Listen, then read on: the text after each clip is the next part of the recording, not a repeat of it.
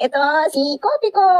Ayan, malinis po yung katawan ni Kopiko kasi nga bukod sa sa pinag-shampoo ko siya ng Akika Pet Shampoo.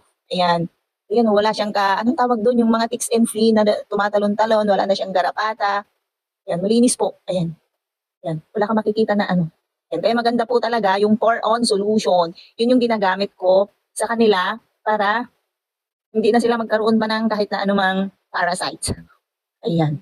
Di ba? Ayan, ang aking clingy dog. Si Kopiko. Di ba, Kopiko? Yan o, si clingy dog. Ay, ang laki-laki mo na. Parang kailan lang na-baby ka. Ngayon, laki-laki mo na. Damulag ka na. Ayan. Ganito pa yung nilalagay ko sa kanila pour-on solution. Dito ko siya nilalagay sa may batok nila para hindi nila madilaan. Kasi po itong pour-on solution na to, talaga namang lahat yung mga parasites nila, internal and external, talagang mawawala po yung mga yan. Yan. Si pour-on solution. Itong isang ganito po is 3 na sila.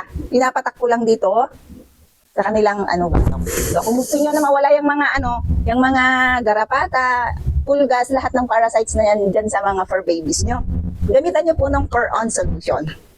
Ayan, para sa ganoon is hindi kayo mamroblema. Magiging malinis na malinis sila. Di ba, Kopika? Yan, mag pour-on solution ka na para parasites free na yung mga alaga nyong fur babies.